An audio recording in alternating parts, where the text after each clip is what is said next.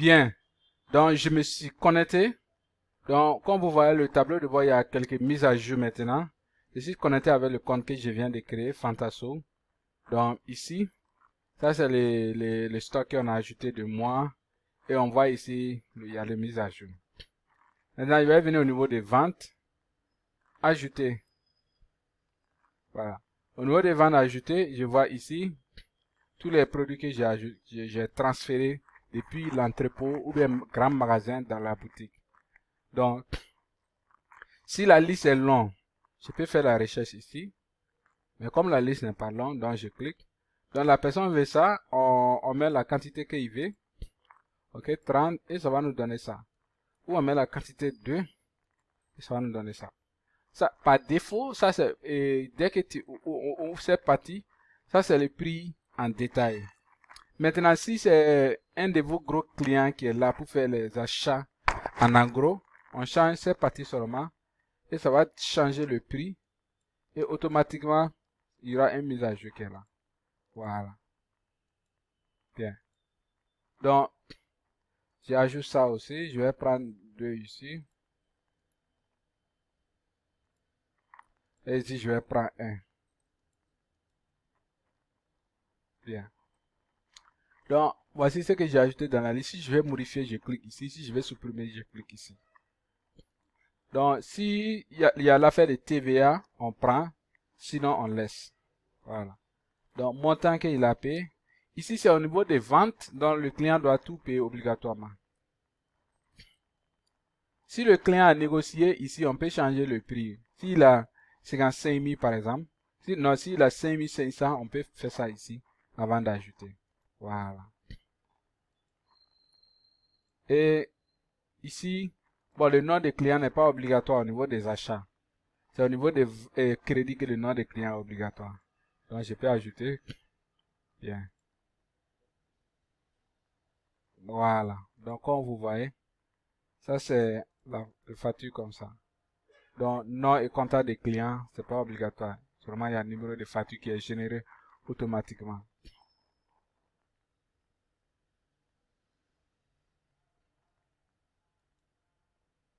Bien. Donc, ça c'est la partie vente. Maintenant, il y a la partie vente indirecte. Vente indirecte, c'est quand vous partez prendre un marchandise chez vos clients. Par exemple, coupe pâte Inos. Le coupe pâte Inos, si c'est fini par exemple chez vous. Et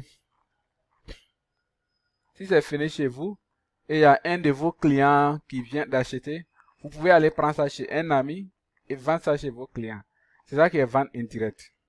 Donc on clique, on prend nom des clients. Donc généralement on va avoir le nom. Mohamed Koulibaly. Voilà, il prend ça. Voilà. Et le produit, ça. Maintenant, le client, maintenant, il vous a donné à combien? C'est possible qu'il vous donne ça à 5000 et vous-même vous vendez ça à 5500. Voilà, c'est deux que le client a acheté. Si à l'affaire de TVA, on applique ici, donc on laisse. Et le client va payer 11 000. Voilà, on ajoute. Donc, cette fois-ci, on a saisi le nom des clients. Donc, ça va faire sortir avec le nom des clients. Le facture, tout. Ici, vous allez juste signer et mettre caché. Il n'y a rien d'autre à faire. Voilà. Bien. Ça, c'est vente indirecte. Il y a la partie créance. La partie créance, c'est comme dans la partie vente. Mais la seule différence est que ici, le client peut payer petit à petit. Et aussi, le nom des clients est obligatoire. C'est la seule différence. Donc, on va prendre une créance ici. Donc, il veut 2. 2 de ça, on ajoute. Ici, il veut 3. Et ici, il veut 1 par exemple. Bien. Donc, si on ajoute ça, ici c'est 43 000. Mais il dit, bon, il peut payer 23 000. Donc, il va rester 20 000. Dès que vous voyez ça là en rouge, ça veut dire que le client vous doit. Voilà. Si vous voyez ça en vert, ça veut dire que c'est vous qui avez la monnaie pour le client. Si c'est en jaune, ça veut dire que tout c'est OK.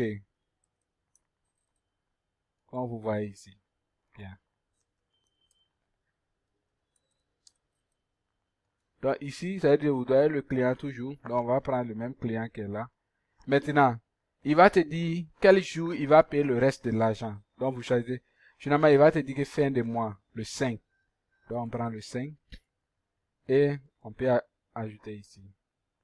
Voilà. Donc ça va faire sortir la facture aussi. Voilà. Donc le total, le restant. Voilà. Bien. Après ça, maintenant, si le client revient 2 ou 3 jours après, il souhaiterait payer une partie, comment le faire? Donc, on va venir dans la partie créance, toujours qui est crédit. On prend afficher. Dès qu'on rentre dans la partie créance, tout ce qu'on voit en rouge, ça veut dire que le client nous doit. Tout ce qu'on voit en rouge, ça veut dire que le client a le crédit pour nous.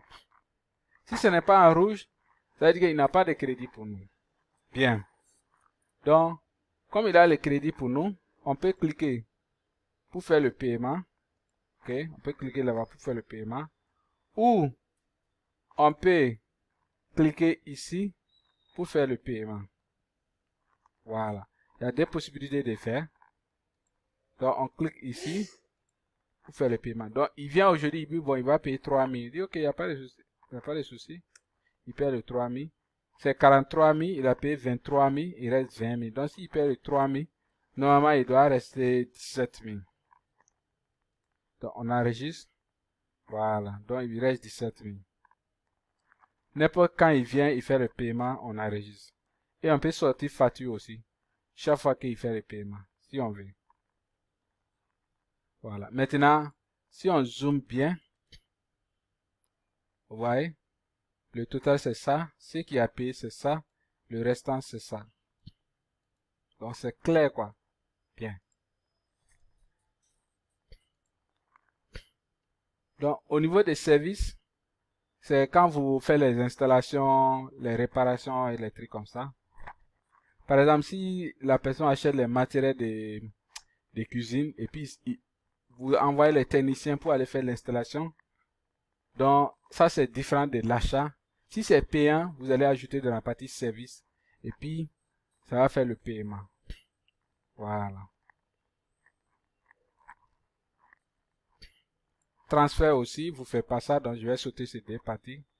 Voilà, ça c'est mon stock. Donc c'est ce qui est dans le stock pour le moment. On a vendu, donc la quantité diminue automatiquement. Bien. En haut ici, vous voyez ici, ça c'est l'inventaire automatiquement. Après ça, on a des clients. Pour voir la liste des clients, on peut ajouter les clients. On a les fournisseurs. Voilà, si on veut voir les fournisseurs, on a les catégories, les codes barres, les rapports. Donc, au niveau des rapports, on peut voir rapport de vente, rapport de créances ou bien de crédit et rapport de rentrée et sortie. Donc, rapport de créances et rapport de vente, c'est pareil. Donc, je vais juste expliquer un et puis vous serez capable de faire le deuxième. Et ensuite, je vais passer aux rentrées-sorties. Bien. Donc, rapport de vente. Ici, dès qu'on vient, tout ce qu'on voit ici, c'est la vente d'aujourd'hui. À partir de demain, ça va disparaître. Mais si on a besoin de voir ça, on clique ici, recherche avancée. On prend, par exemple, on peut prendre le premier de ce mois jusqu'à aujourd'hui. Et on fait recherche avancée.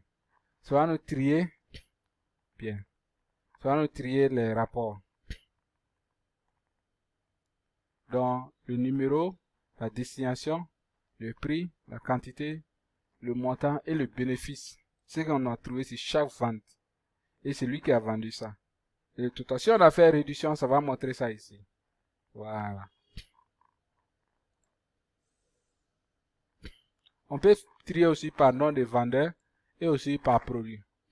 Pour savoir quel produit qui marche mieux. Donc toujours au niveau des rapports, c'est pareil pour créance.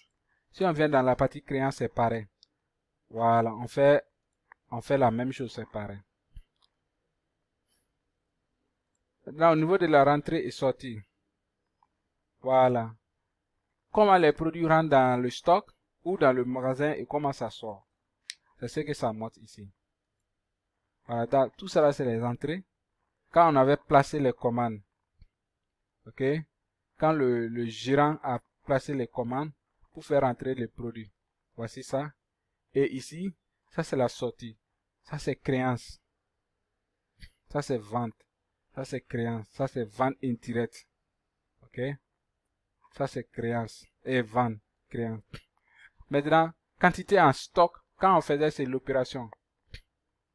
Et quantité vendue. Ici, quantité en stock c'est 30, 30 et 30, 50, 50.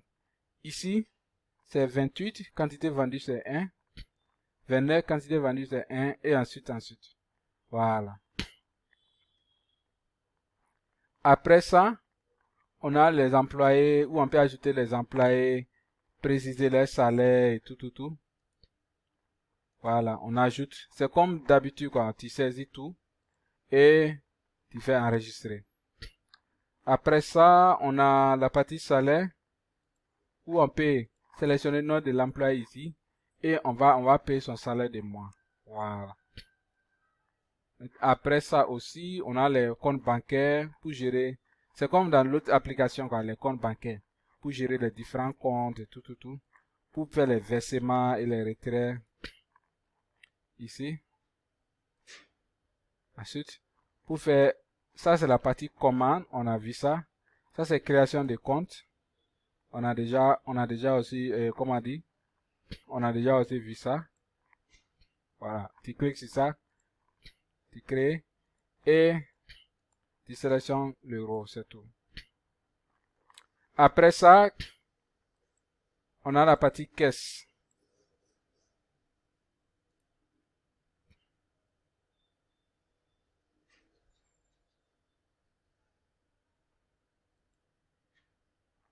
Ok, la partie caisse, il y a un petit souci, je vais corriger ça. Voilà. Donc, merci. Donc, c'est toute l'application comme ça. Essayez d'exploiter les différentes parties. Maintenant, je reviens sur le tableau de bord, comme vous voyez. Si le propriétaire est pressé, il veut faire des opérations rapides sur le tableau de bord, c'est très simple. Il peut cliquer ici pour imprimer le reçu de vente de jour.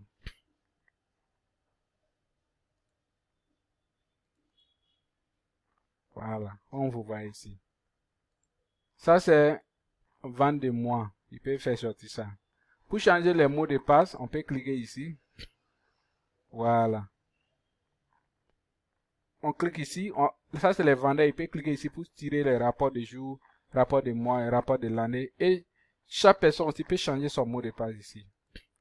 Et les icônes que vous voyez ici, ça c'est pour les SMS. Ceux qui prennent les SMS, par exemple, si on souhaiterait envoyer les factures d'achat directement par SMS au client, on va prendre ça, c'est abonnement, on prend ça. Ok, si on prend ça, chaque achat, ça va envoyer les factures directement au client. Et aussi, vous pouvez utiliser ça comme une technique de marketing aussi. Voilà. Ça, c'est à l'aide d'expiration des produits. Bon, pour vous, il n'y a pas les produits ne peuvent pas être expirés, donc on ne va pas avoir ça ici. Et ça, c'est à l'aide de stock. Le stock presque fini. C'est ici que vous allez voir ça. Voilà. Donc, en bref, voici l'application. Et si on regarde en bas ici, ça c'est créance, stock, et puis vente. Voilà. Merci. Et ça, c'est tout. Merci beaucoup.